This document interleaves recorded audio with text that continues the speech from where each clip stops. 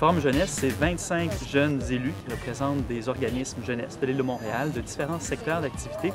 Et on a décidé, les 25 ensemble, d'identifier comme enjeu prioritaire pour la jeunesse le verdissement de l'île de Montréal. Donc, en choisissant cet enjeu, on a créé une table de partenaires pour regrouper différentes organisations qui s'intéressent à cet enjeu du verdissement et ainsi développer différents projets qui vont faire en sorte que les jeunes vont s'intéresser davantage à la biodiversité et à l'environnement sur le territoire de l'île de Montréal.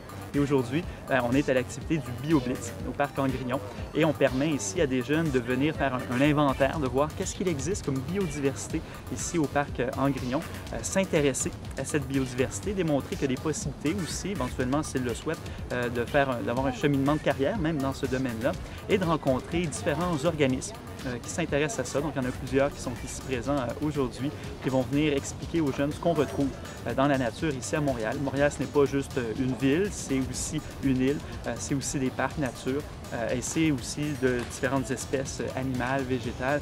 Et c'est vraiment ça le but aujourd'hui, c'est vraiment sensibiliser les jeunes et les intéresser à ce qu'ils puissent eux aussi prendre action concrètement afin de préserver cette biodiversité. Notre objectif, c'est vraiment d'étudier les lacs. On étudie les lacs, les rivières, les marais, les ruisseaux, puis vraiment d'essayer de comprendre comment ça fonctionne un peu, autant au niveau physico-chimique, au niveau des organismes, tout ça. Puis aujourd'hui, c'est ça, on voulait s'impliquer pour le 24 heures des sciences, puis en fait, c'est un peu sortir de nos labos, parce qu'on est toujours dans nos labos à faire nos choses, c'est le fun d'aller faire un contact vraiment avec le public. En nous impliquant dans des activités comme le BioBlitz, ça nous permet de nous rapprocher de la population et de passer un message que de mettre en valeur nos ressources naturelles au Québec, c'est une bonne chose.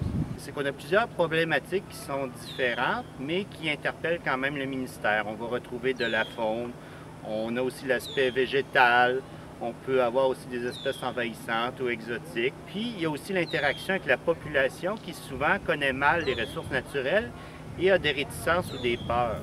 Un bon BioBlitz, là, ça prend la communauté, ça prend des partenaires, ça prend une collaboration de toutes sortes de personnes. Allant de la Ville de Montréal à des organismes comme la Conférence régionale des élus, on a eu des partenaires comme ça. La Biosphère qui nous a aidé énormément, l'équipe de GAP dans les parcs nature, les gens des Amis de la montagne, l'Association des entomologistes amateurs du Québec, Protection des oiseaux du Québec, le ministère des Ressources naturelles et de la faune. On a eu aussi des gens qui ont travaillé pour même la gestion des déchets comme Consortium écologique.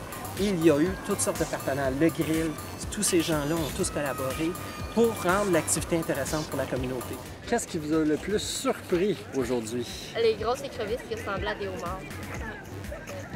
La pêche, c'était le fun, mais les noms, ils sont compliqués à retenir. Là,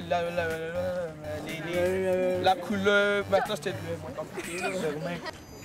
J'ai toujours aimé ça ici, c'est cool, c'est nice. Wow. Ça t'a surpris d'avoir autant d'animaux dans un parc en ville? Ouais, je savais pas qu'il avait tant d'animaux ici, c'est incroyable.